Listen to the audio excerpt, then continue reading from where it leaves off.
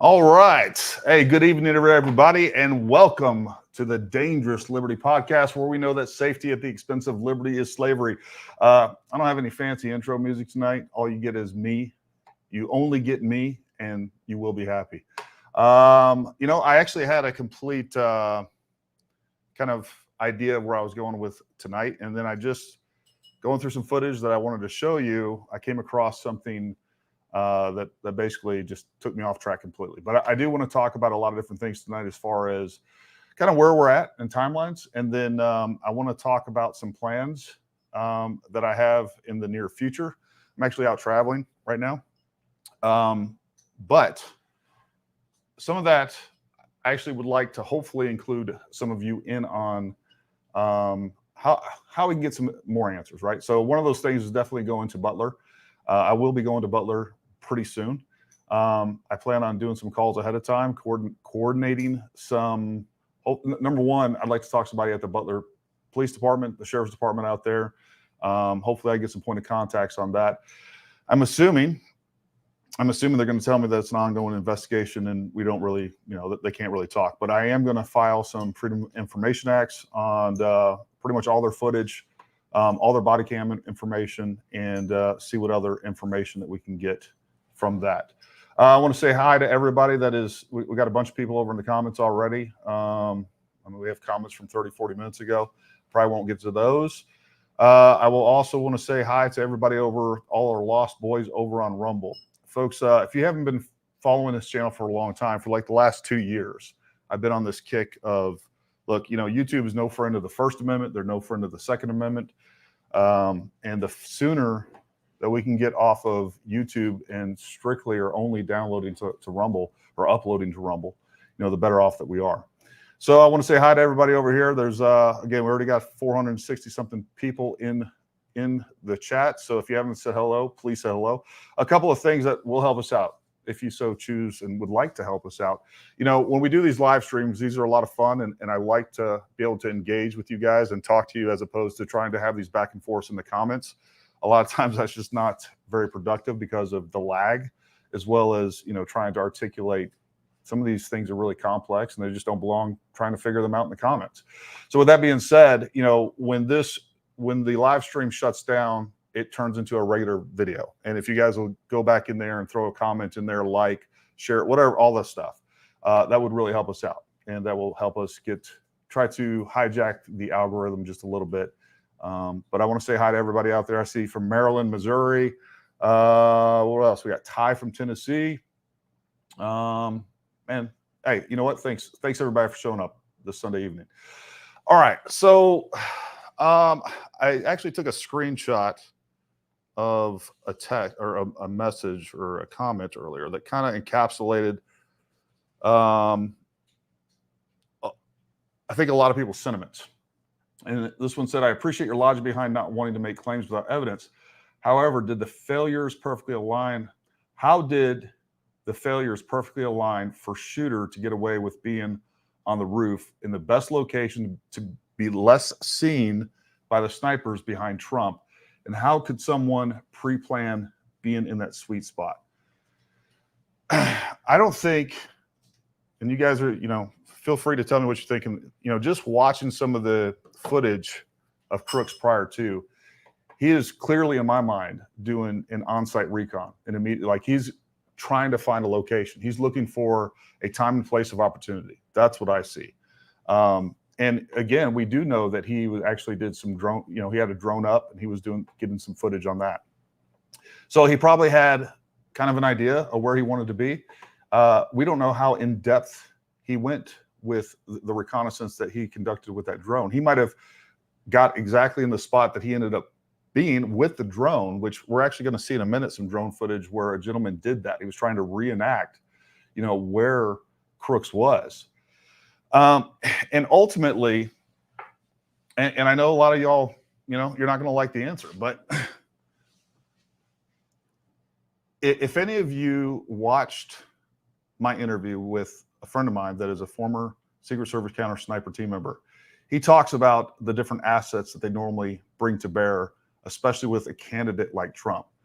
Now, there are certain assets only the sitting president's going to have. Obviously, he's going to have the full spectrum of capabilities that the Secret Service has. So we can't compare the sitting president's security detail and the resources that are going to be allocated to him to a candidate or even a previous president. Those don't even compare. With that being said, in his opinion, what a candidate actually has is usually much more robust than what Trump was running around with. And there's a little bit of disagreement. I've even talked to within Secret Service. Some guys said, hey, look, technically Trump wasn't the candidate. Other folks that I've talked to, so Trump wasn't technically the candidate, so he wouldn't have all the resources that a declared candidate would necessarily have. What my friend said, and I've also talked to other former and current Secret Service agents, is they disagree with that. Because if you look back at a candidate like Obama, when you have a candidate apparent, right, he is pretty much we know he's going to be the candidate. They should have already dedicated those resources. And some of the resources that should have been there and could have been there that weren't include counter surveillance teams. They should have had that. Some of the other resources that he talks about that weren't there were counter sniper reaction teams. And what those guys are folks that have direct comms with the counter sniper teams. They're actually on the ground. They're on the outer perimeter, exactly where the building would be, and many other places. And they also have a contingent of local law enforcement with them. So basically what they're there to do is, if a counter sniper sees something suspicious, he basically has one tool, right? He can pull a trigger. So, if something is suspicious and not necessarily presents a threat or an immediate threat, what they can do and what they're trained to do, and the whole point of them existing, is those counter sniper teams can say, hey, look, I see this going on. There's somebody climbing a tree. Go see what that's about. And then they'll actually go to that location, confirm or deny what's going on, or prevent something. Again, counter surveillance teams, it's huge. The fact that there weren't counter surveillance teams out there, where they're out there just blending in with the crowd and, looking, their job is to detect threats. And we can all look at the footage where we see crooks, and obviously people that aren't trained in counter surveillance and aren't trained in threat detection, they identify that he is acting suspiciously, especially obviously once he starts climbing the on top of the roof. So there were a ton of assets that the Secret Service has that were not deployed out there. Now, we can talk about whether or not that was the fault of the agent in charge. We can talk about if those assets were being denied intentionally. There's a whole gambit of things that we can look at and take and say, who's at fault here, right? Who has responsibility for this taking place? There are many other things. They also have canines. Secret Service has a whole canine unit. There's lots of different assets that could have been brought to bear that just simply weren't. And the question is why? And whether, I know a lot of people down in the comments and a lot of people that are watching this think that this was a conspiracy to kill Trump and that the Secret Service were involved. And that's fair. I mean, you can think that. I don't think that the people on the ground, I just don't. That's where I'm at. And with the evidence that we have. Now we can get into the second shooters, third shooters, water towers, and all those other things. And I know there's a lot going down in the comments. You guys are kind of typing faster than I'm going to be able to keep up with. So in just a little bit, I do want to address everything as much as we can within the comments. Now, going back to crooks, one of the things that I keep hearing over and over is like, how did he choose that exact spot? Well, let's take a look real quick. I'm going to share the screen. There's a big thing that I came across tonight that I wasn't expecting to find, and has to do with something floating around the internet.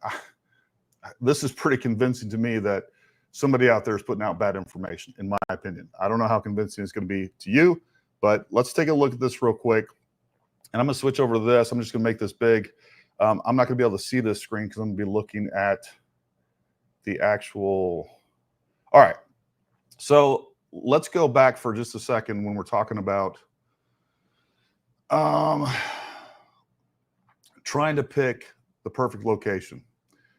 And how did he end up in the perfect spot where he wasn't going to be seen? So right here, what we have is some drone footage. This is done by the SPA guy. He's got a lot of drone footage just a couple days after, I think like 8 days after. So right here, all right, so this is from where he's actually at. I believe that Crooks was actually significantly further to the left, but this still illustrates what I'm trying to show you. It is not that hard to get up on this roof and notice that there is a guy and a counter sniper team over here on this left barn. Right there where that line is drawn, that's where the counter sniper team, the southern team that ended up taking the shot. But, you know, if I'm Joe Blow and I'm not that smart and I don't have a whole lot of resources, training, or anything else, I can get up on this roof line, be peeking over, and understand that at the time of when Crooks is trying to find the spot, and again, maybe he had his drone exactly where this is, he would be able to see that the only sniper team that is looking in his direction is behind this tree. I mean, that's not rocket surgery, right? We can figure that out because you can see, let me see, you know, this tree is blocking their view. So, you know, how did he figure that out? Well, I mean, you know, he used his eyeballs. This is 140 yards, and the distances on this, this is obviously probably a little bit more than 140 yards. This barn back here, Trump would have been right about in here somewhere. So, you know, this barn back here, the southern barn, where the other sniper team would have been on, the counter sniper team would have been on, is, you know, probably, I don't know, probably a little over 200 yards, something like that. So that's where that's at. And I wanted to show you guys that and just kind of put that to bed. Another thing that I found out tonight, I was going back over the Dave's footage, and we keep seeing all of these, and I know that, you know, it comes from Colin, and, you know, I'm not gonna, well, I'm just not gonna play that game. But anyways, right here from Dave's footage is where we have the shots fired. What I didn't know, all the pictures going around that showed the muzzle flashes, right? I didn't know where that was in the footage. You know, I didn't know the timeline of those muzzle flashes. But let's take a look real quick, because right here, you guys can look down here at the bottom. This is where the shooting starts. This is the first 3 rounds right here. These are the 5 rounds. And as far as sound analysis, I got some good information for you on that, because we have some coming up from an actual audio engineer that's going to kind of deconstruct that. He's working on it. He already sent me some things already on it. Anyways, let's take a look at the actual shooting. So this is right just a half a second before the shooting starts. We have the first 3 rounds, and then the other 5 rounds. And then we have the sniper round. All right, so that was shot number 9. As we go along, okay, there's no shooting. Hopefully we can agree on that. Right now, there's no shooting. In just a second, if we look all the way over here, 10 seconds from this point, we're going to get the 10th and final round. No shooting taking place from here to here. This is the wind noise that we see at the bottom of this here on the waveforms from Dave moving around. And this is what I thought was interesting. So let's take this frame by frame.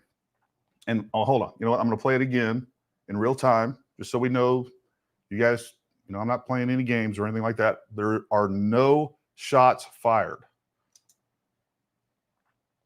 No shots fired during that portion.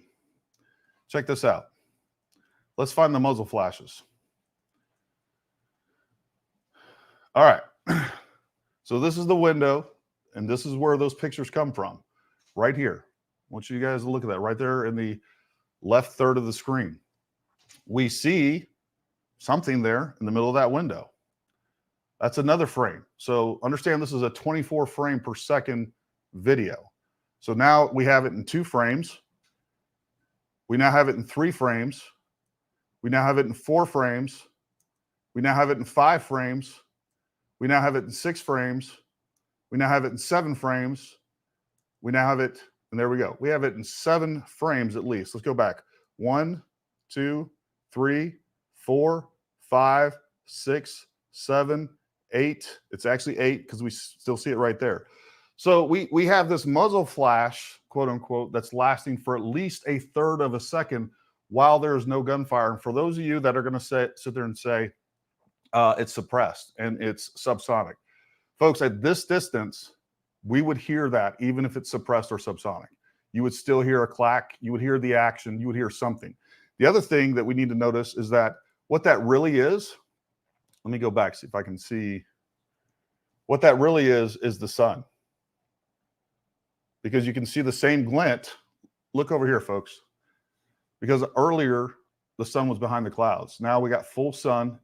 If you look on this air conditioning vent and stuff like that, we see the same glint at the same angle. That's the sun. So, and if it was a gun, and again, he's also moving the camera around really fast. So what we're getting is rolling shutter. That's what that's called when everything starts looking like spaghetti. It's distorting this, but there's no gunshots during this. And on top of that, if it was suppressed, we wouldn't see such a huge muzzle flash like this. We definitely wouldn't see a muzzle flash that's going to last for over a third of a second. And even here, we can still see it. This is past the point. There's some more. So as he breaks the angle of where the sun is reflecting off of that, it's gone.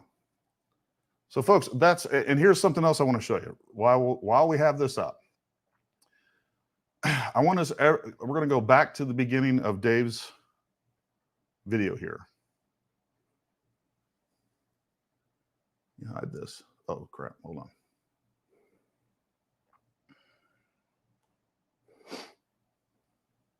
We're going to go back to the beginning of Dave's video.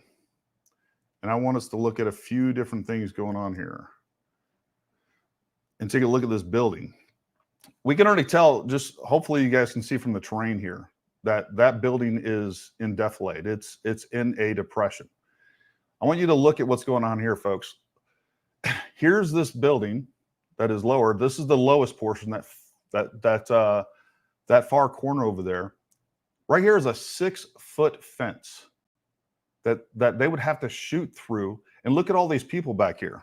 Let me zoom in just a little bit. Look at all these people over here. There's people all along the fence line. And then I'm going to show you what's going on right before. Let me zoom back out. And I'm going to show you what's going on in this area right before the shooting starts. So let's go back to the shooting. Yeah, right here.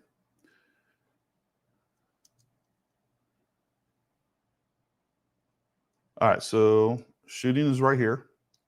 Look, this cop is right here. Let me go back just a little bit more.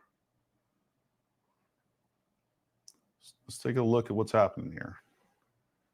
He's pointed it over here.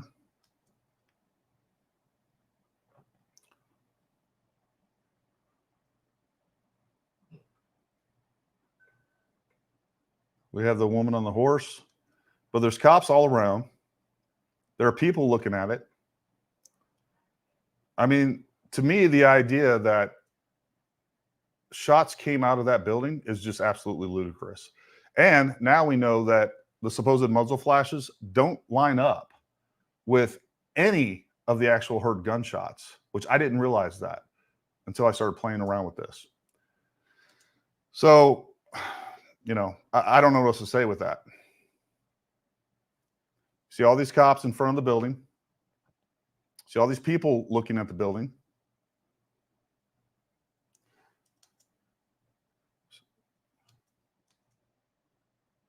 Let's go over here right before the shots are fired.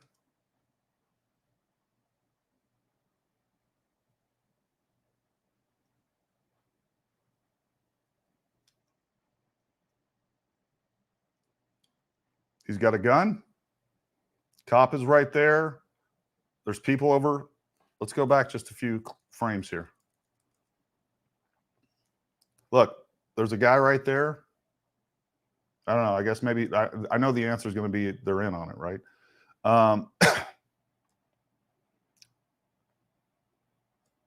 And again, we can still see from even the angle, the sun's pretty much obscured by clouds right now. We're not getting full sunlight, but you can still see the angles of the glint. That is absolutely corresponding with the angles of the reflection that's coming off that window.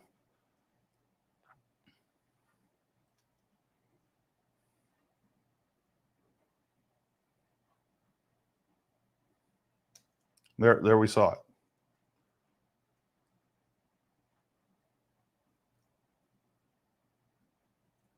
So this whole time, while no shooting is taking place, is when we supposedly see the muzzle flash. And let's just play through to the 10th shot that comes from Hercules 1. There it goes. All right, that's what ended the engagement. So I don't know. I know many people out there are not going to find that compelling, and that's fine.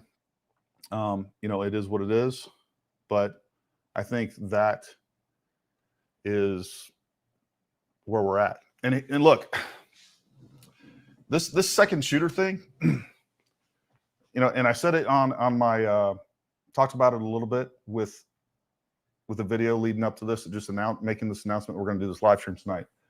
Man, this second shooter thing is turning into a religion. Like, if there is anybody, including eyewitnesses that have come on, that I feel 100% are genuine, you know, you guys have seen 2 of the interviews that I've done.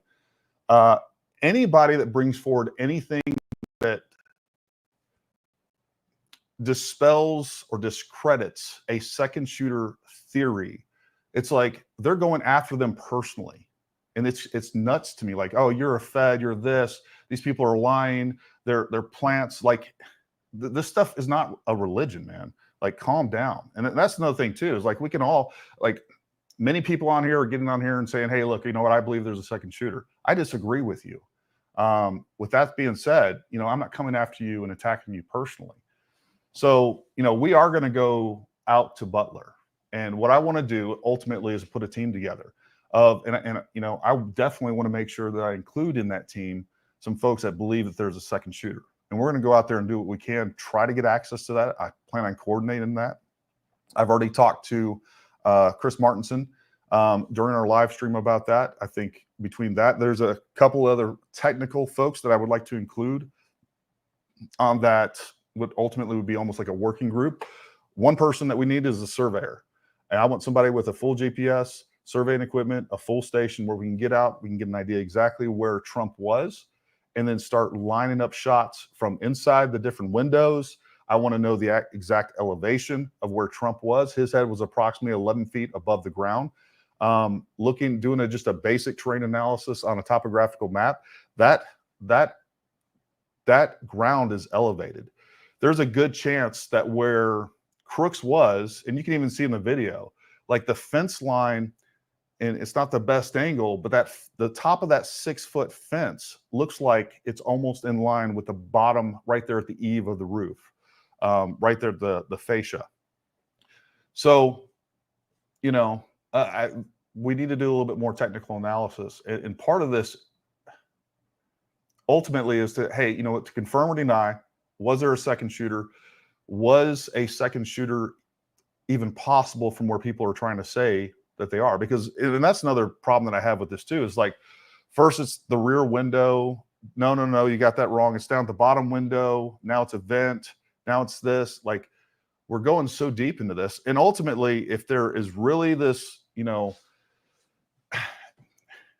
if there's this shadowy government agency that put, you know, Crooks up to this, well, one thing that boggles my mind is if there's a shadowy government agency, and this is the riskiest, darkest of black operations that have pretty much taken place in a really long time. Man, you'd think that I actually hooked him up with like a $200 magnified optic and maybe a case of training ammo. You'd also think that folks, I can't stress enough how easy 140-yard shot on a man-sized target is. Even with iron sights, it's pretty damn easy. You're not going to get a lot of wind deflection on 5.56 at that distance. You know, it's just everything about this screams amateur to me. So what we did is we gathered together 2 shitty shooters, and we had this deep black operation riding on them, and it ended in failure. Like, that boggles my mind. So that's just, you know, again, I'm going to be honest with you guys where I'm at on this stuff. And I know a lot of you guys don't like it. And that's fine, but this should be a community where we can come together and talk about these different things and be like, no, you're wrong. No, you're wrong. You know, without saying, you know what, you're a government shill or whatever else. Folks, again, I got a long record. You can go back and watch a lot of videos of me talking about the fact that the ATF should be disbanded. We should definitely be holding government accountable. What I don't think is that the counter sniper teams were involved in this. What I do think is that we had really shitty security to begin with, and they got lax and they got complacent, and they've been doing that for a while. Should the lead agent be held accountable, possibly fired? Which, by the way, folks, the lead agent, and I keep saying this, you know, the lead agent, and I got pictures of her on the advance, by the way, was the female that couldn't holster her gun. She was the lead agent. So they're, you know, and we can get into DEI and failure starting right there. I mean, she's definitely tactically incompetent. Absolutely. Tactically incompetent. She should not be anywhere where her job is protecting anybody. She should be stuck somewhere doing paperwork, as far as I'm concerned. We can start there. She should probably be fired. I am absolutely cool with that. But what I do think is that we had really bad security. We had a tenth of the resources that the Secret Service have.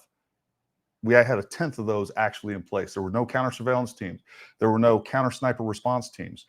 There were no canines out there. You know, they had no extra agents. And this is, again, we talk about it in the interview with my friend of mine. You know, he said it was standard operating procedure where we would have additional agents or ECU members out there with local law enforcement, so that there would be a Secret Service person with the folks with the local law enforcement, so that they could respond to things. They would have direct comms both to the counter sniper teams and to anybody on the ground with Secret Service, so that there was no lapse in communication with that whatsoever. So that's kind of where I'm at. I don't know what else to say with that. But what I do want to do is get out there. I think that again, just like I said earlier, I'm ecstatic that people are motivated about this. I'm ecstatic that people this has brought to their attention some of the crazy things that our government does. Our government has time and time again, with these active shooting events, tried to turn them into a right-wing nut that does this. And when come to find out, we have people that are motivated by left-wing ideologies, it is crickets. They silo that information. They don't share it. You know, just like I showed you guys with the deputy director of the FBI. He gets up there and says, basically, you know, we can't really talk about much, but what we do know is that this guy is basically a Republican. All right. And he laid out a bunch of different things to imply that he is a right-wing extremist. And that's what he was motivated by, when the real evidence that we have points the exact opposite. So that, if you want a government conspiracy, we can start there. I believe that the FBI is wholly corrupt. I think they are nothing but the Gestapo of the Democratic Party. That's my thought on that. So there's that for a government shill, huh? This Max Yerrick thing. I don't know. You know what? And some of this stuff, folks, I don't think we're ever going to know. If it goes that deep, you're not going to know. But regardless of, if you don't want this to ever happen again, there has to be consequences. And so we have to direct the consequences and the outrage toward the people that should be held responsible. If we get in there and we start, getting somebody like Mayorkas fired, or we start really holding Biden politically accountable for this, because we know exactly what would happen if it was Trump. If Biden was on the campaign trail when Trump was president, and there was an assassination attempt like this, We hear about it every single day, how Trump is an incompetent leader. He's the one that's responsible for this. The news would be nonstop, 24/7, talking about the incompetence of Trump. And we have not heard that from anybody really on the right when it comes to Biden. Biden is the commander in chief. He's ultimately in charge of all the agencies underneath him. They're part of the executive branch, and he should be held to account, and including Kamala Harris. This should be out there. They should be out there on the campaign trail. Trump should be talking about it every single day, but they're not for whatever reason. All right. So let's a lot of comments. I appreciate it. I also saw some super thanks chats, whatever they're called. I appreciate that, and those will definitely get priority. I'm going to start putting some things up on our Patreon. I have some images and things like that if I share them to YouTube, obviously we're going to get a strike. They're going to ban us and all the other stuff, all the other games that they play. So I'm going to start putting them on Patreon. I have to take a deep dive and look at what the rules are, and I don't plan on putting them behind a paywall.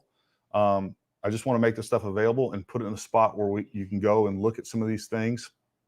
And as I get information in, I will put it there. And folks, I don't have the ability to vet it all. But if I get 3 different images, and I kind of do right now, I have a couple different images of, supposedly crooks dead. And they show very different things. So, I don't know what to make of that. What else we got here? Let's go to some of these starred comments. Oh, TG sponsor, we thank you, buddy. Thank you for this love and support. Let's see here. For the shirt, look under Paramount branding gear. Yeah. So everybody was like, in that video, I said safety at the expense of liberty is slavery. Somebody was like, oh, that's a great shirt. We've had these shirts out for 2 years, folks. They're on our website. I think they're out of stock right now. I do know we have a large shipment that's coming in. So if you want to hit the notification for when they're back in stock, we will get them back in stock soon, and we'll get them to you. Let's see. Matt Johnson. Gary, when you get on location, please look into the AGR surveillance cameras. Why haven't we seen any videos from the AGR? That's a great question. I don't know that I was looking for them. That's a good point. And this is why we have a community. So when I start looking at these videos and I'm doing this or doing that, it's very easy to get myopic, and you're kind of focused on what you're looking at, and you miss some of the other stuff in the details. And a lot of the stuff that I found out, it has been brought to my attention from you guys down in the comments. So that's what this is about, as a community where we can look at stuff like this, and we can have, right now, if we just had there's 1,600 people on this chat. If we had 1,600 people working on it, dedicating resources to it and things like that, we could get this solved much faster than the FBI. I guarantee you that. So I'm not even aware that there are surveillance cameras in and around the AGR building. It's a great question. And if I can get access to that, I definitely will. And a lot of that stuff, if we were on location, it kind of be pretty obvious. So those will all be great things. All right, I'm scrolling all the way down here to the bottom. And I can't even get to the bottom because more comments pop up. Find if there was cameras at the AGR building. I will do that. Let's see here. Methinks Crook was a hypnotized MK Ultra patsy. MK Ultra was a real thing. That's a real deal. I don't know how effective it is at like total. Here's the other thing that keeps coming up that I think is a real possibility. This is pure speculation.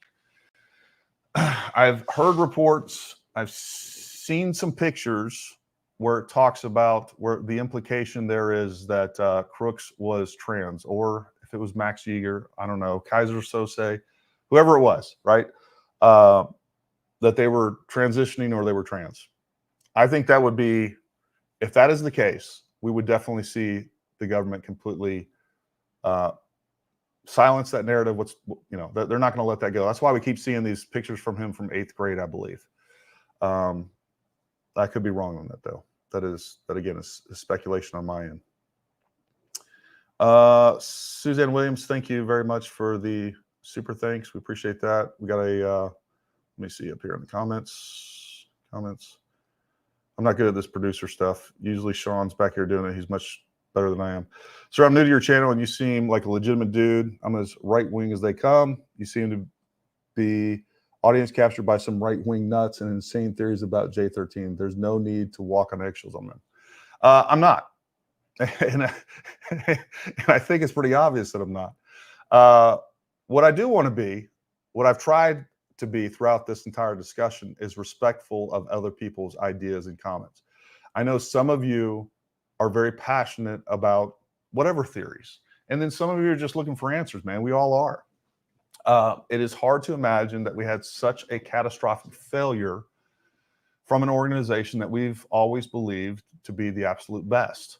I think they were completely understaffed that day. I think that the people on the ground were handed a shit sandwich, and we happened to have somebody that was able to capitalize on it. That's what I believe, and sometimes things are as simple as that. You know, if he'd actually shot Trump, I would probably feel very differently. But when we're missing a man-sized target, one of the things I wanted to do yesterday, but it started raining, I was going to go to the range. I was going to show you. Actually, have some, you know, I have some cameras that essentially hook up to an optic, and I was going to put it on 1 power, which is no magnification, and show you that I can easily, on like the worst of days with 5.56, get 10 out of 10 on not only a full-size target, full man-sized target like Trump, but I actually have a 66% target, so it's 2/3 of that, and then I have a 33%. I feel pretty confident I can get 10 out of 10, even at 33% at 140 yards. It's not that difficult. So, you know, when I see 3 misses and then I see him basically, you know, get desperate and dump 5 rounds in 0.81 seconds, I see that everything indicates to me an amateur, like a novice shooter at best, and a novice shooter that's stressed out. Yeah, you know, someone that's never done a stress shoot. You know, a trained sniper, somebody that has done a lot of shooting, and that if we had the second shooter that was supposedly a competent shooter, look, they've done stress shoots. You know, we go and run and we do all this other stuff. It's probably somebody that's been to combat before.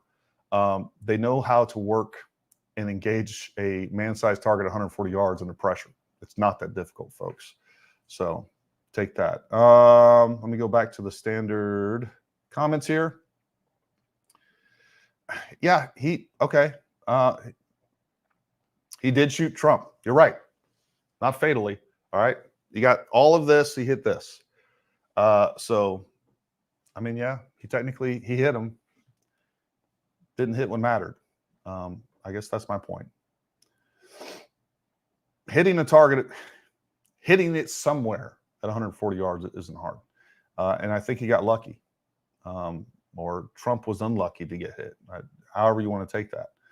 But I mean, I'm surprised, even with a 1 power red dot that's what we have been told that he had. I mean, you know, again, a competent shooter would have put all 3 of those first 3 rounds for sure into Trump. The other thing too is, even, you know, a sniper, no matter how good of a shooter you are, when you're talking about a living, breathing target that's moving and is dynamic, you can miss. You can miss once, but the moment that, if it was me behind the gun and I saw, you know, I squeezed that round off and I saw that I was, 6 inches high, 6 inches to the left, right? All I do is I immediately move that gun 6 inches lower, 6 inches to the right, squeezing off another trigger in like half a second.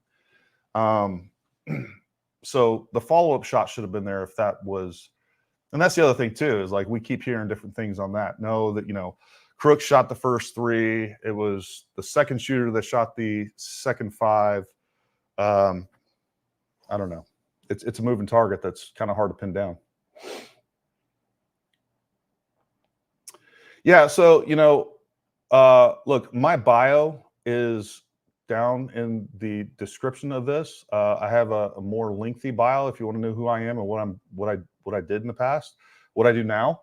I teach long range for a living. I teach tactical carbine. I teach handgun. I teach our company We have trained combat medics.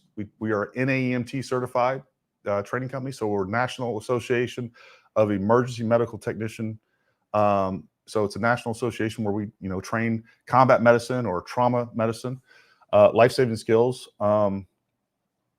We teach handgun to military, law enforcement, and civilians. Same thing with tactical carbine. Long range school. We have long range school that, that's kind of what our YouTube channel kind of grew off of, was all the long range content. That's what I love doing the most. I mean, I love guns, period. I love training. I love teaching other people. I love sharing my passion with firearms and making other people independent and getting them out on the range and making them realize that they can do things that they never thought they could. So, that's who I am. I've done a lot of security work. I worked for a federal agency where I taught counter surveillance. I created the curriculum for surveillance detection training, counter surveillance, threat detection, situational awareness. I was a special tactics instructor for a federal agency, teaching both their basic special agent course as well as their high threat course. Room clearing, CQB, all those things. Protection was a big part of that. So, again, go check out LinkedIn. I have a more in depth, and it's not even all there stuff that I've done. Former Green Beret. I'm not a Navy SEAL, so I don't like to talk about myself. But that's that for all my bone frog buddies out there.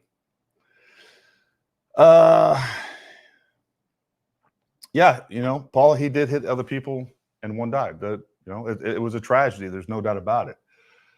With that being said, and the last thing I want to do is be insensitive to the people that were killed and injured. We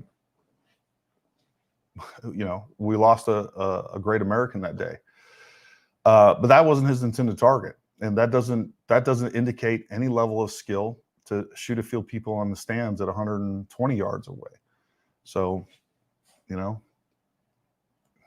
I could look, probably especially of those of you that have never done any shooting before, I could get you on the range and in one day teach you fundamentals of marksmanship, body position, sight alignment, sight picture, breathing, trigger squeeze, follow through, and I could get you hitting 10 out of 10 on a 140-yard target, especially those of you that have never done any shooting. For those of you that have done a lot of shooting but never had any formal training, you might have some bad habits we need to work through. I still think we'd get you there. Again, it's not that difficult.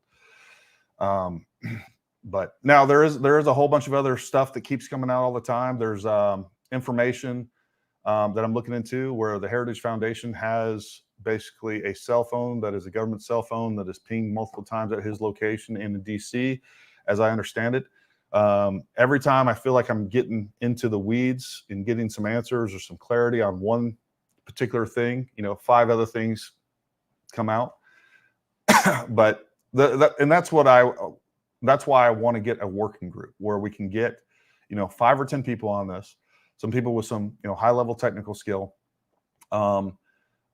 that have the background, the skills, and the time to dedicate to doing this, where we can get 5 or 6 people out there. And again, I definitely want to coordinate, and I plan on talking to Chris Martinson. We'll get some additional resources out there. If we can get a actual surveyor out there with, a full station where he can get extremely precise geodata out there, and then we can put together a much more precise 3D model and take a look at what was there. Some of the stuff we're just never going to be able to create because it's gone now.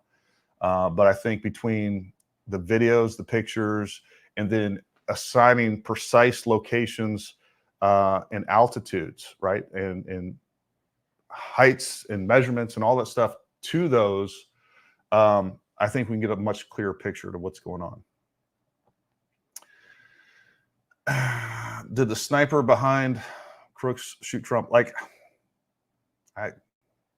So I don't believe so. I just don't believe so. I'm not, that doesn't mean I'm ruling it out, folks. I'm still open to additional information.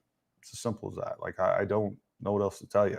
I think between the eyewitnesses that we had on the other day, 2 eyewitnesses there, they were the closest of just about anybody I've seen other than Dave. I did briefly talk to Dave. I do hope to get his eyewitness testimony, but the other two that I had on, which, by the way, immediately people are coming out and trying to discredit, say that they weren't there, that they're feds, that they're part of all this craziness. It's just like, it's a lot to take in. But I mean, they have video of prior to and right after of those events taking place. It's hard to kind of discredit them with that. But both of them said, hey, look, all the shots came from that location. And again, the videos are on my channel, so you can go watch those and you can decide for yourself on that. Let's see, take that one down. Still did.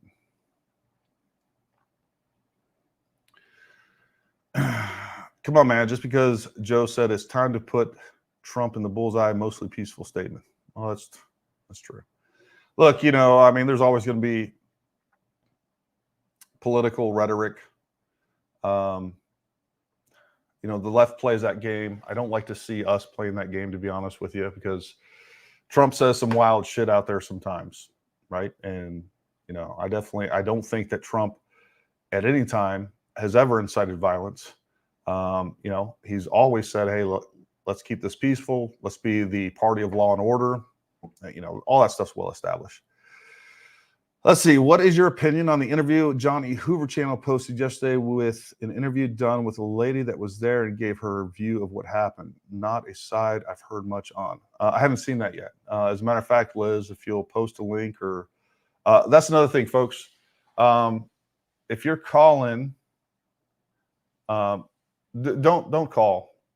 Send an email. I'm not going to take any phone calls. Our phones have been ringing off the hook. I'm just not going to take a phone call. I don't have time for it. I got to go. I'm going through thousands and thousands of emails. I mean, I need a full-time staff just to do this, which again is one of the things. If there's some folks out there that have some skills and ability that will help aid this and help us get to some answers quicker, I definitely want to recruit you, and we can try to solve this together. I didn't see this interview. I've heard parts of it. I'll just leave it at that. I really like Nick. I think Nick is a sincere dude, and I've never met him. I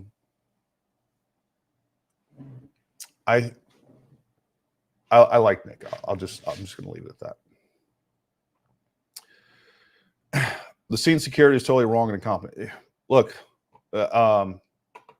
absolutely. Like there's so many things done wrong there that, and I've said it 1,000 times in this channel. I think the idea that it's just incompetence is another way to hide intention. And I get everybody's sentiment that that's how you feel about this, but I think, one of the things that we're going to find out is that there was some essentially gross negligence. Let me rephrase that. I don't want to throw somebody under the bus and be wrong later on. It appears that there were some things done super wrong and super irresponsibly on the side of local law enforcement. With that being said, that is not their responsibility. Secret Service should have had a plan in place that included them. And on top of that, they should have had Secret Service personnel out there with every single group of local LEOs that were ensuring that their plan was being executed as they expected. So, we have this idea that there was a sniper team, a local sniper team up in that window, like one person left for whatever reason, just completely left the scene. Maybe he had a family emergency. We don't know. And then we had another guy. The story that I've heard was that apparently there was a key card or something you needed to get in the building. He left that in there, couldn't get back in the building. That's when things went down. So, some of that stuff I'm trying to sort out as much as I can, just like you guys are. What else? Mr. Rojas said if there was a second pro sniper, he would have had a better chance to hit the target versus the panicky amateur. I agree. I think if we did have a professional shooter, or at least someone higher skilled, that's where those first 3 shots would have come from, and I don't think they would have missed. Like, if we're playing this out in our mind, the idea here is that we have the CIA or some other agency that has recruited these people. We now have a patsy that's going to take the fall for it, but this would be one of the riskiest operations to pretty much take place, at least since 1963. So I would have think they would have had some people in place that would have ensured its success.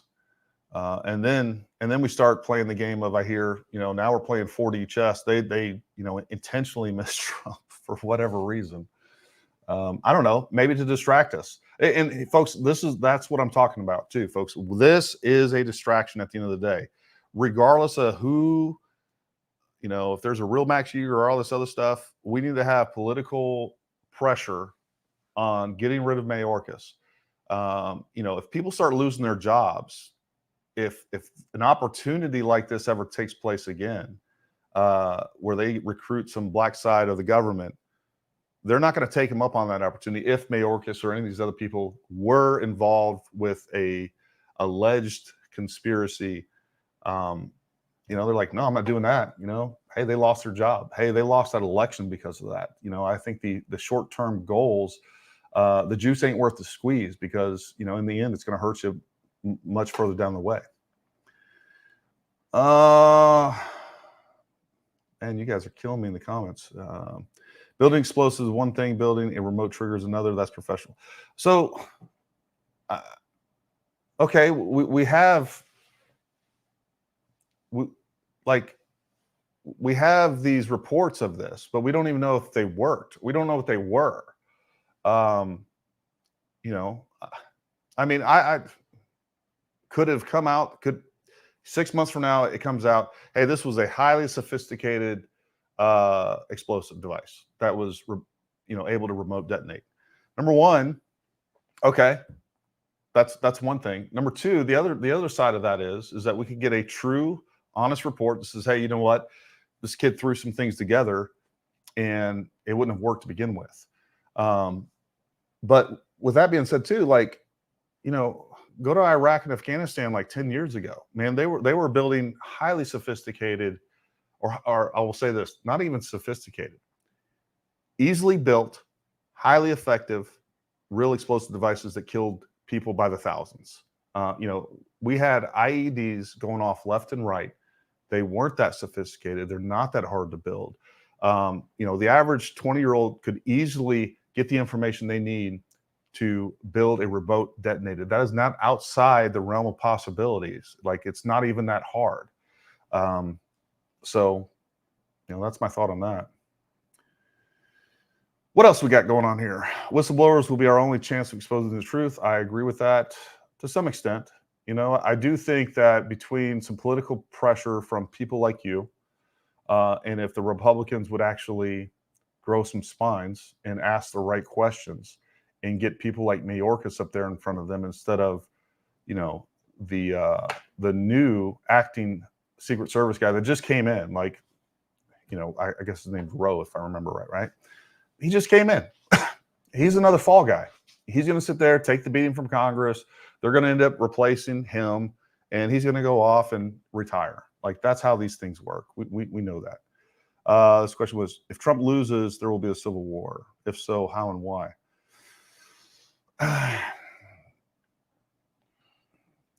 If you've been following this channel, going back probably at least 18 months, I've had a pretty pessimistic view of the future. And I've stated this even in recent live streams. What I would suggest is you guys start preparing for the worst. We should be doing that all the time, right? Number one, we're good Americans. We're self-sufficient, self-reliant. We should have the capacity to protect our families, to be able to do basic first aid without waiting on the phone. If you're I tell people all the time, guns are great, right? You should learn how to use a gun. You should have guns. But if you've been to a bunch of gun courses and you've spent a lot of money and time and energy in guns, and you haven't taken a you know, a TCCC course, a traumatic injury response course like we teach, or there's other folks out there that teach really good courses as well. If you don't know how to stop bleeding, and I mean actually went and got some training, because I know a lot of folks, they have the gear, they bought tourniquets, they did this, you know, they don't understand how the acronym or the how March works, you know, that is much more important, and you're thousands of times more likely to save yourself or somebody else using those skills and a trauma kit than you ever would a firearm. If you carry a gun, you should definitely have a firearm. You should definitely have those medical skills as well. I think it's really important. So prepare. You should be prepared all the time. And you know what? If something bad happens, you know, you're at least going to survive longer, you know, and you're going to take care of your family. That's what it's about. But I bleed real good, brother. I just heard that in Hulk Hogan voice. Absolutely. Take as many courses as you can. ESU saw crooks sneak into the parking lot. So this is another thing that, like, there's so many little things that I hear people say that are just incorrect. A lot of people are calling ESU the local SWAT team. All right. If they weren't in black, they weren't Secret Service. So all the guys that you guys see in multicam, those are locals. That is a local SWAT team. That is not Secret Service. I have asked around. I've tried to get answers on that. I have the ERT, Emergency Response Team. Keep hearing that brought up a lot too. I haven't found any indication that we have emergency response team out there. That is a separate, that is part of the tactical response team. That is part of the uniform division of Secret Service. I could end up being wrong with that. I know there was CAT team guys out there, the counter assault team. Those are the guys you saw up on the stage in black.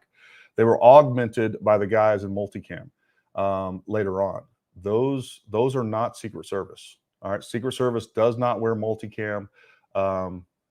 Just so you know, and just so we have our ducks in a row. So if there was somebody out there in multicam or something other than in a black uniform, they weren't Secret Service. And I haven't got a full accountability of how many SWAT guys were out there, how many local sniper team members and things like that were out there. We just don't know. And if you do, share that information with me, because I don't know. There was information about shorting stocks. Yeah, maybe, some things happen in coincidence. Maybe maybe this was a corporate-led conspiracy, right? We know that there is some sort of tie with Crooks and BlackRock. I don't know. Maybe they put them up to it. I think that's, I don't know. Maybe that's more of a possibility than, some government conspiracy, or it's both. I don't know. But what I do know, what I can't get my mind around is a second shooter right now. Like, I just can't get my mind around that. And maybe I'm a little stuck on that, because I definitely know a lot of people are. But everything that anyone says, hey, this is proof of a second shooter, you start digging into it a little bit. And if you have a little bit of technical knowledge where you're not going to be tricked, or if you play a freaking video, like I don't know John Cullen. I never heard him before all this stuff. But my impression of the information that he's put out is not good, right? I mean, I think there are definitely people out there trying to capitalize. They're more important. Their priorities to get views, not to the truth.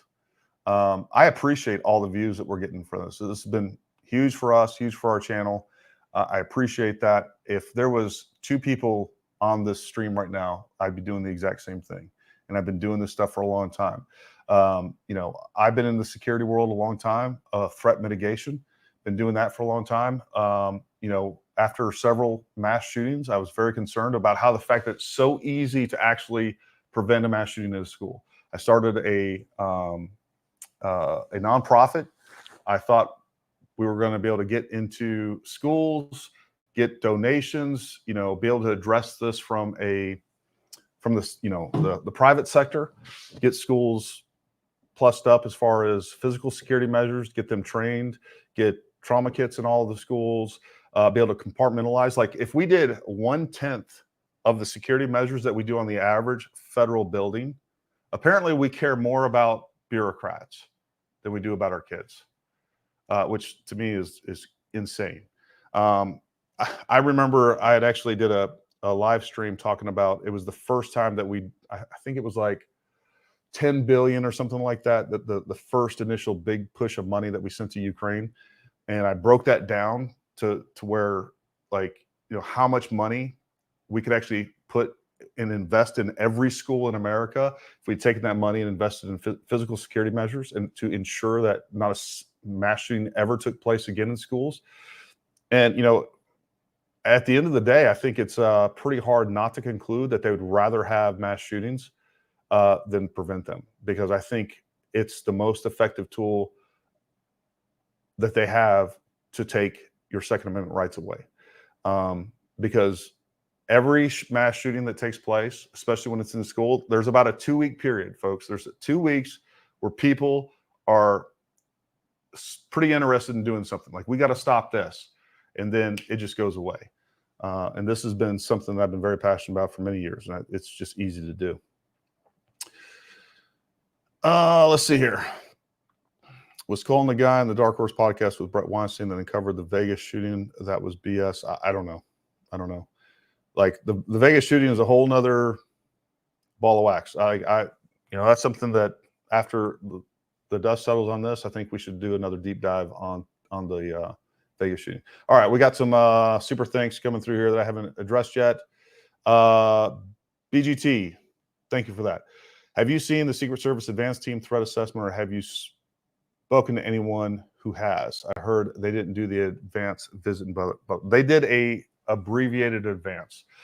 If you go back and watch that interview, one of the things that they typically do with an advance is that they're going to have, number one, they're going to predetermine, given on the number of peoples that they have that they expect to see there, they're going to do basically a map recon and look at what's going on and determine the assets that they're going to need to bring, whether they need counter surveillance, if they need counter sniper teams, how many, things like that.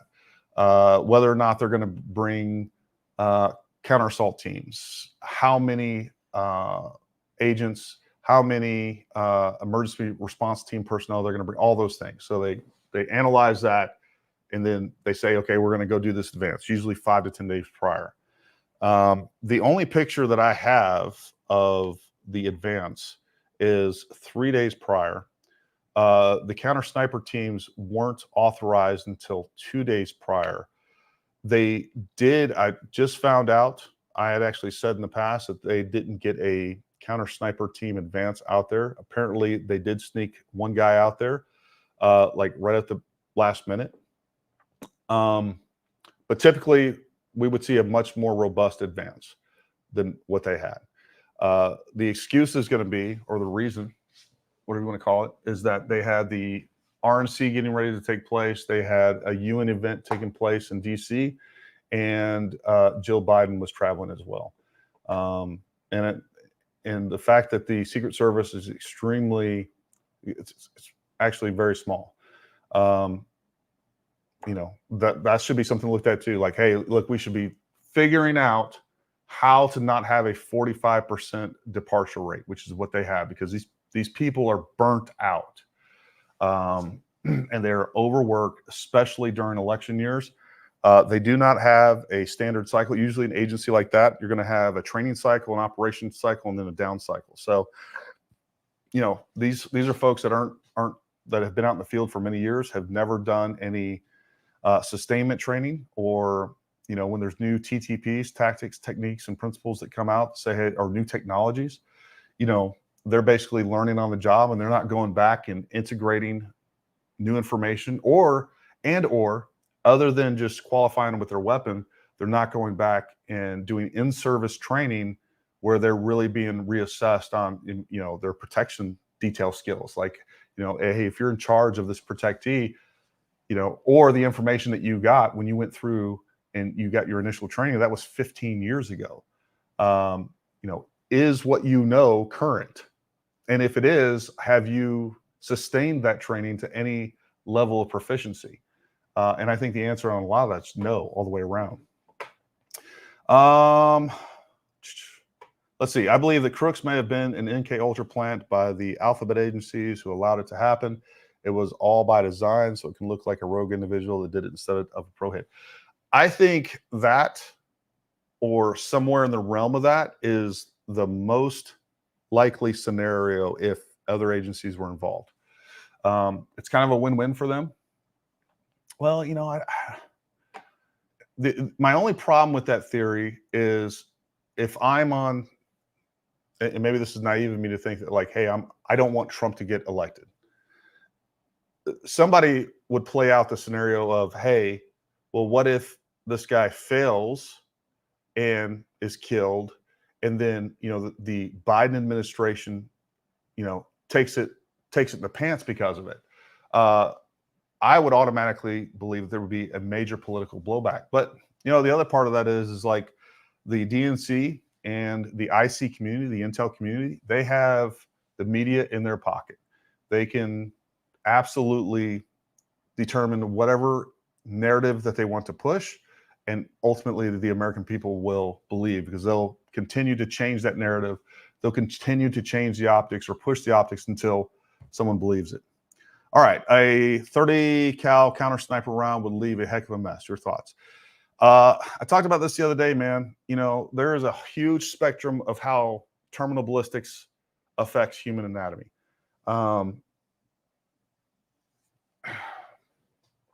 You know, sometimes you get what you think is typical. And I just like the other day, I would kind of put it in those categories. There's typical and then kind of non-typical.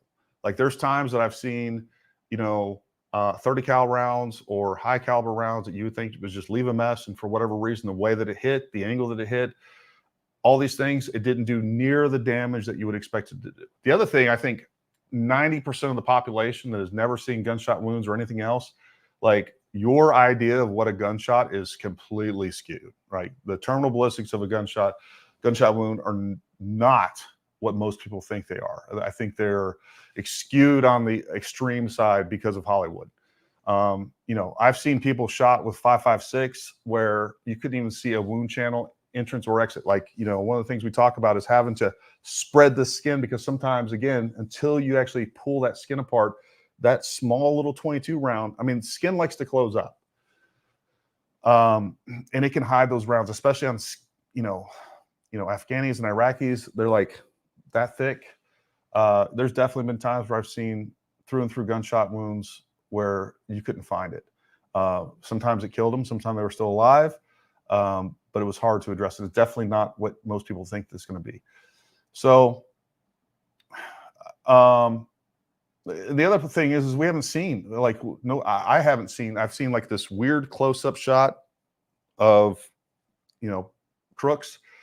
I'd like to see, you know, I'd like to see the autopsy report. I'd like to see some pictures that would give me a better idea of whether or not, like, I don't even have the information to assess or to answer your question. That's what it comes down to. But what I will say is that gunshot wounds don't always look like you think they will. And sometimes they're surprisingly non-dramatic.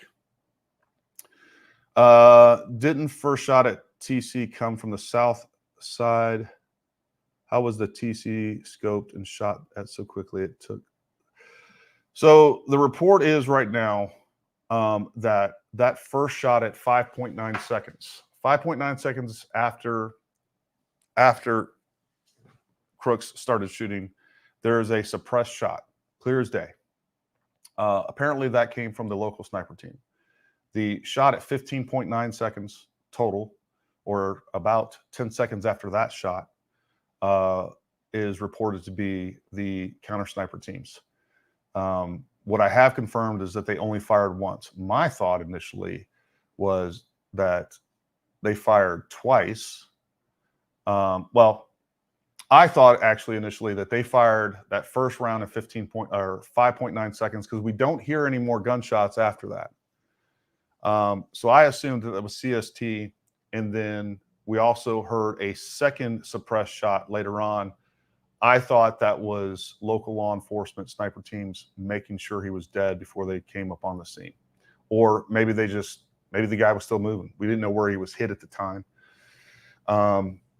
But the official, I won't say official word, the word that I'm getting is that second shot at 15.9 seconds came from CST. The first shot at 5.9 seconds came from law enforcement, and it missed. Chris Martinson brought up a great point. That shot probably saved lives because that's when he stopped shooting and he went to get up, which was actually confirmed.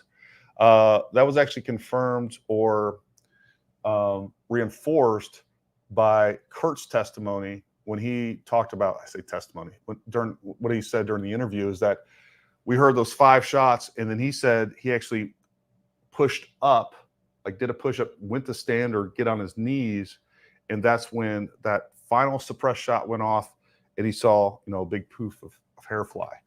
So that makes sense, everybody, look, when you're getting shot at, it makes you rethink things. Like everybody has a plan to get punched in the face. Same thing goes with getting shot at.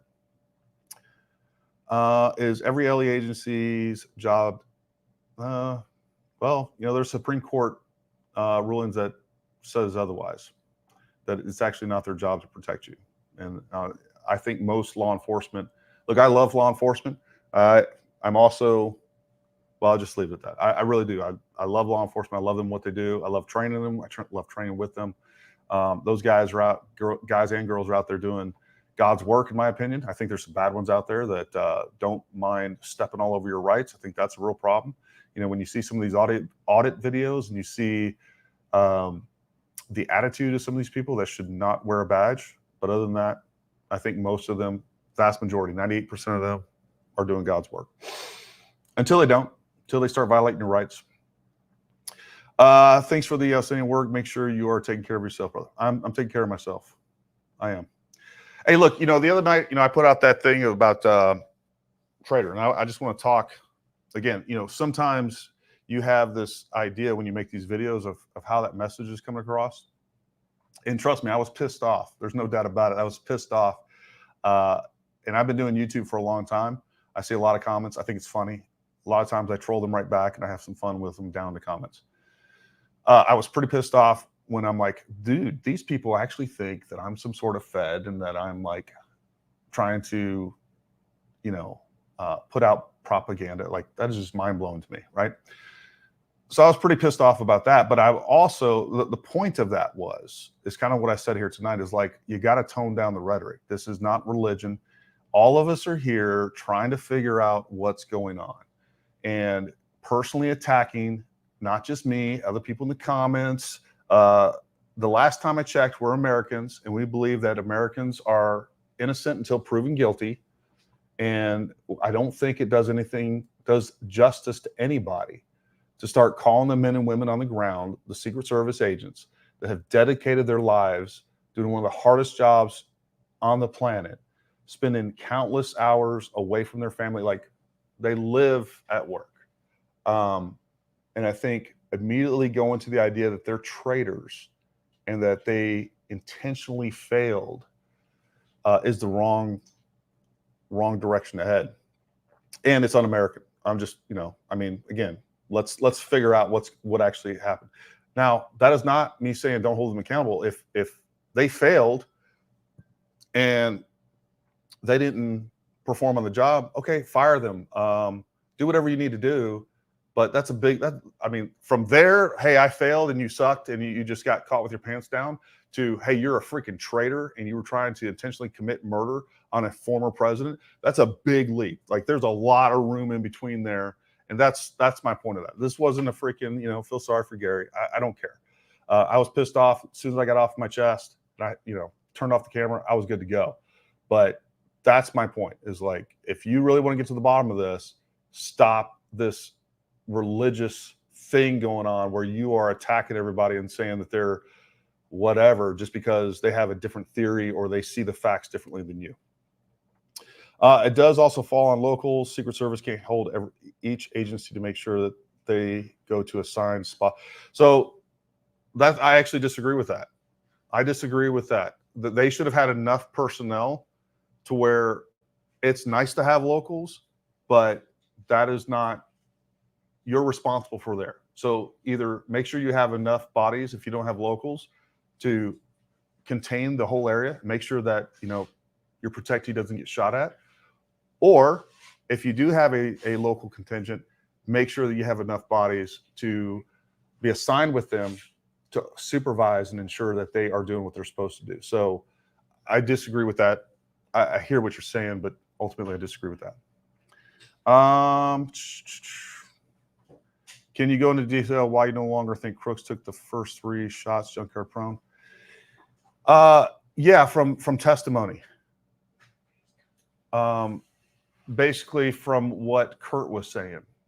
He was saying like he didn't think that he ever saw that gun sideways. And don't get me wrong, look, in an event like that, you're probably going to lose the details you're getting shot at. Most Americans are going to, it's kind of like getting in a car wreck, right? It's so traumatic. Things are happening so quick, and you have an adrenaline dump. You probably don't have super good situational awareness. You're not taking down those details. What I think, 2 things that again, the reason I was throwing out that hypothesis was 2 things. I think ultimately there's going to be a good answer of why there was a change in the way some of those gunshots sound, right? The difference between the 3 to 5. That was kind of one of my theories, like, hey, maybe he was turning, apparently had iron sights at a 45 offset. He could have used those. It's still a possibility. Ultimately, what I think though, and again, this is just a hypothesis, that, we had 3 shots. He was laying on top of that roof ridge, took 3 shots. The muzzle is forward of that ridge line, and we have a resonator pushing sound out in a certain way. And I do think that it's very possible that for those other shots, he actually pulled it back because he saw Trump fall. The target that he was going for, like, he no longer had. His objective was gone. So I don't know why he fired those other 5. I mean, this guy's crazy, trying to get in his head. But I do think there's a very good possibility that he pulled that muzzle back from that ridge line. So now we have a resonator that's pushing sound to the rearward. Look, I'm telling you, man, gunshots sound differently. Like, you can have one gun in one position, pointing one way to the next. Whether you shoot slow or you shoot rapidly like he did. He shot 5 rounds in under 0.81 seconds. It's pretty quick. So there's lots of different things that can affect. I have a sound engineer, audio engineer working on that, taking a look at that. And I told him, I was like, hey, I put a thing out where, like, hey, if any audio engineers are out there, that you would like to work on this, let me know. I had a guy contact me. I made sure that his background and credentials were legit. And I was like, hey, I don't want you to be influenced by anything I say. You've heard what I said, but I don't want you to come to a conclusion that I'm looking for. I was like, analyze it. Tell me what you got. And I have that coming. Thank you for your efforts. Well, thank you. Thank you guys. Thank you guys for all your support. Thank you guys for showing up and being part of this conversation.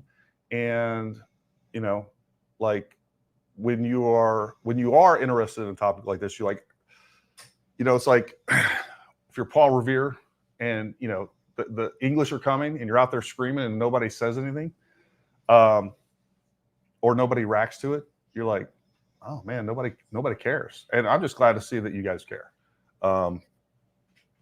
Hopefully we have a revival taking place in America, a patriotic revival that brings us back to what the Constitution means, what this country's about, and we understand how lucky we are, and that we don't completely waste all the efforts, all the sacrifices of so many Americans before us. Yes, autopsy report, absolutely. Just joining, have you determined if you think this was a setup? I think I kind of covered that. I think that at least,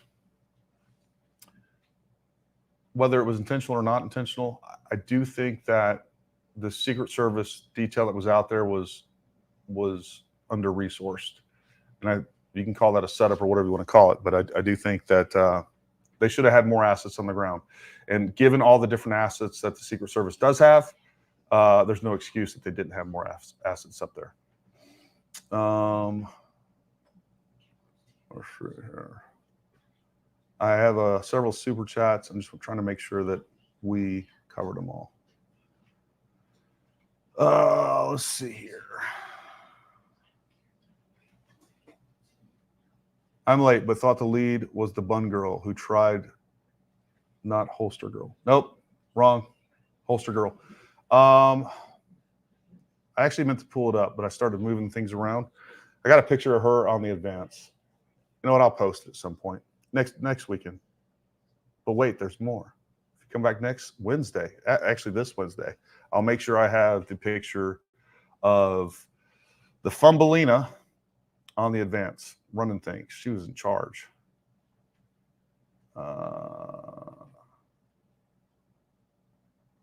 Just want to make sure I'm not missing any of the super chats. All right, now we're going to go live. I'll give you guys another couple minutes.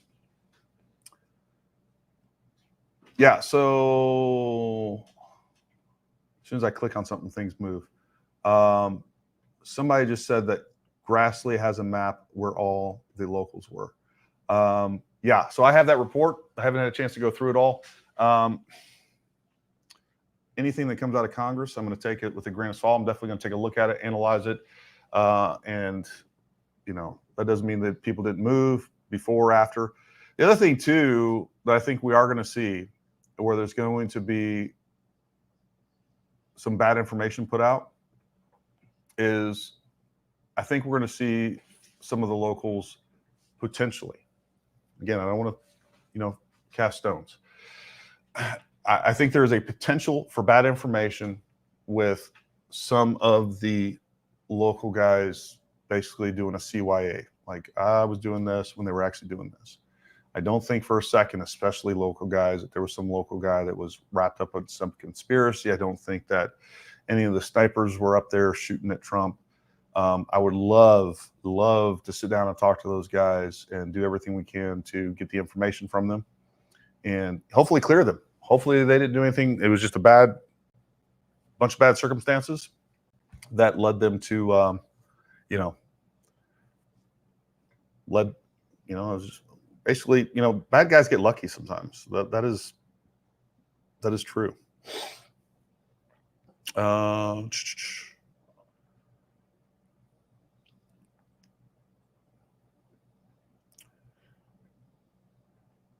So I pulled up Cabot Porter's. Now I can't find it. Sean, where you at, man? I need you up here. Oh, here we go. All right. Let's see. Bit Gaming.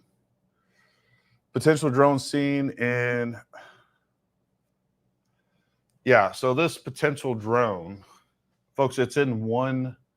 It's in one frame. It's a dot. Not a drone that I've ever seen. Another guy said, well, maybe it's not a drone, but it's a UAP. Okay, well, maybe it's a UAP. Are aliens involved now? I don't know. I think that's probably, it's literally like a dot, and it's in one frame. And Chris Martinson did the math on it. He basically said if it was, number one, it doesn't look like a drone. It literally looks like a dot. And I think it's an artifact in the photograph or the video. But it only shows up in one frame. And Chris Martinson did the math on it. I'll just take him at his word because he's a nerd, and I say that in the most respectful and the best ways, right? He's a super smart guy.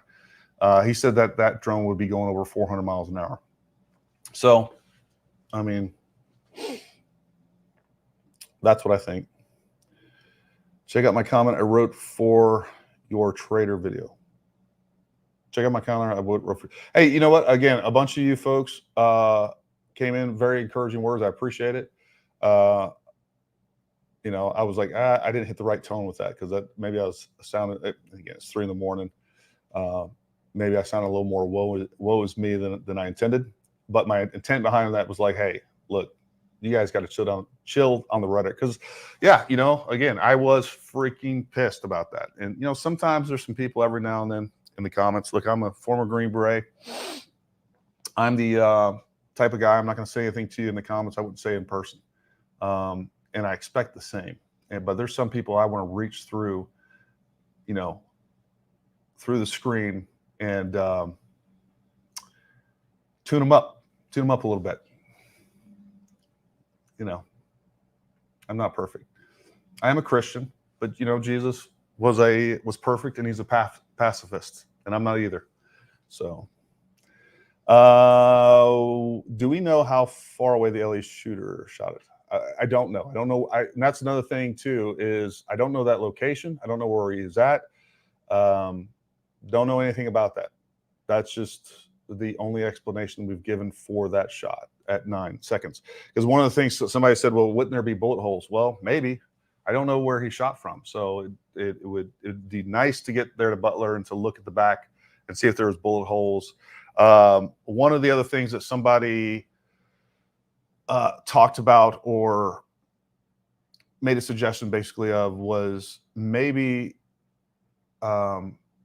Crooks missed with those 5 rounds because he pulled the gun back and he didn't he basically didn't get the bore of his rifle, right, his hide over bore over that ridge line. He dumped a bunch of rounds into, so basically, you know, you have your optic above, and we see this all the time. We teach people shooting around cars, shooting around cover, and what they'll do is they'll get the optic above their cover or whatever they're shooting around, but they're not accounting for the fact that their bore, where the bullet's actually coming out of, is 3 inches lower than that. So that was a possibility. I would like to see if there is any bullet holes on that ridgeline or anywhere, really anywhere. I'd like to see some. I like to see if there's bullet holes anywhere.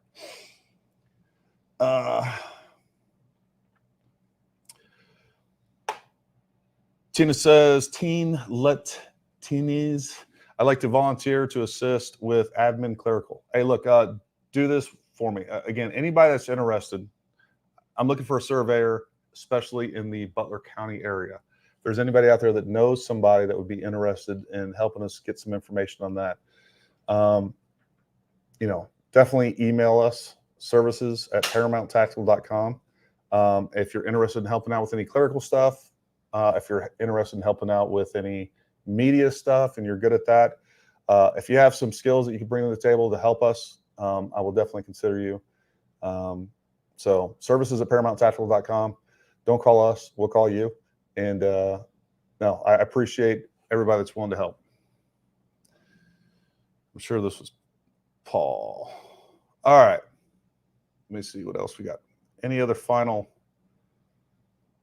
stuff down in the, let's see.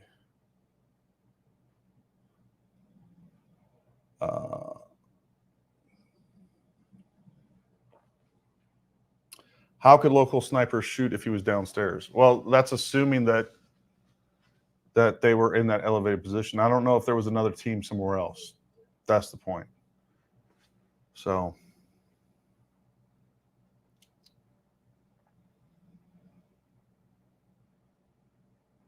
yes. So I did see this. Yeah.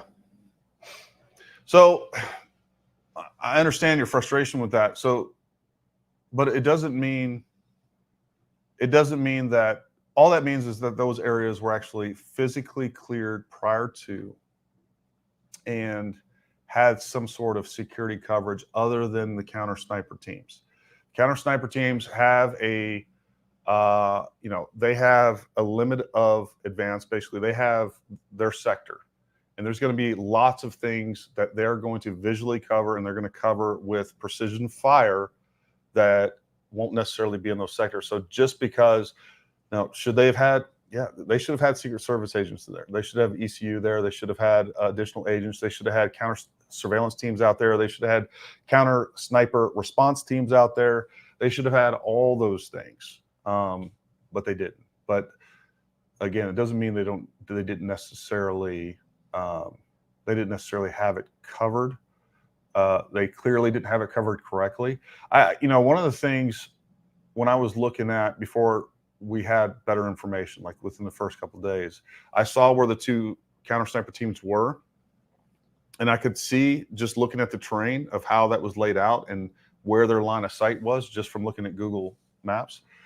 I really thought that they were going to have cross coverage, because just as we saw, you know, the team, the Southern team, had a better line of sight and had a better sector of fire off to their right. And the same thing goes with the counter sniper team in the northern barn. They should have been pointed out the other way. There was still a whole gap. I think there were still gaps in that coverage because there was definitely some areas back there on those buildings that would have a line of sight at Trump. And I think if they'd have continued to move left, I'd have to look at the tree line. I'd have to be there.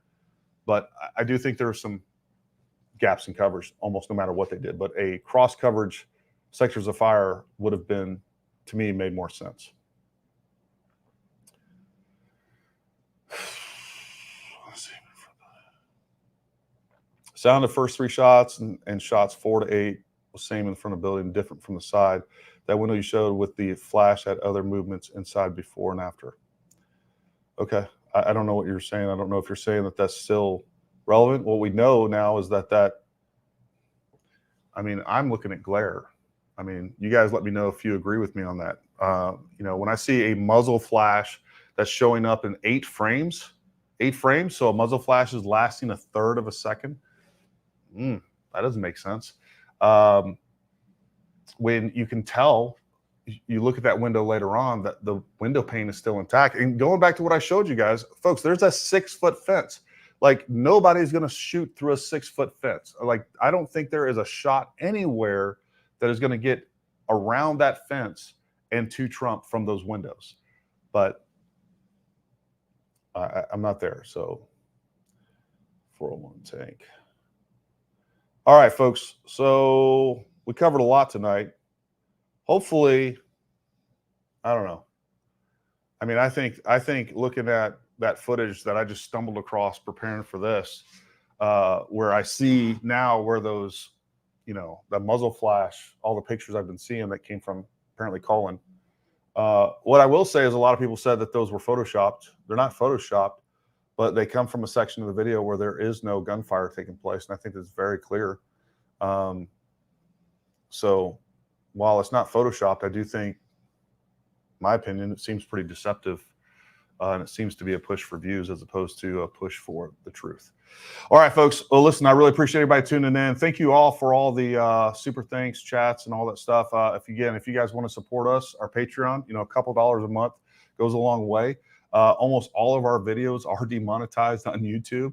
A couple of the videos that we got out that have like over 1 million views and stuff like that, they did sneak in there. We did get those monetized, but there was 2 of them that have big numbers, including the one I released yesterday or day before, whatever it was. I have to look at my phone.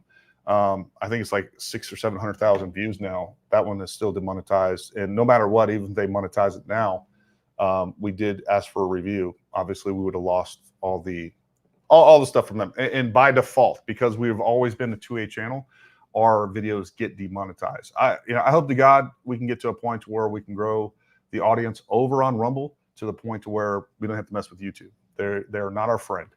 Not a friend of the Constitution, First Amendment, Second Amendment, all those good things. Anyways, make sure you like, subscribe, throw comments down below. If you guys want a Safety at the Expense of Liberty t-shirt, you can go to our website, ParamountTactical.com. If you look on the left-hand side, it says shop, and it says, like, I think Paramount themed gear, something like that. We'll have more coming in. We also have some really cool sweatshirts. Yeah, we got some great hats too. I'm very particular on the apparel that we get. You usually have to go through like 15 different samples of shirts and stuff like that before I find something that I like and want to put our name behind. If you're into training, make sure you go to ParamountTactical.com. Go check out our upcoming training schedule. We'd love to have you out. We'd love to meet you in person. Go sign up for our newsletter. We don't spam you. We don't share your information. We only send out relevant information. And I will say, make sure you hit the bell icon, even though most people tell me that, even though they're subscribed, they hit the bell icon, they still don't see, they still don't see any alerts of when our videos drop. But, keep me informed on that. Anyways, thank you guys. Continue to be great Americans out there. And until next time, stay armed, stay ready. We'll talk to you soon.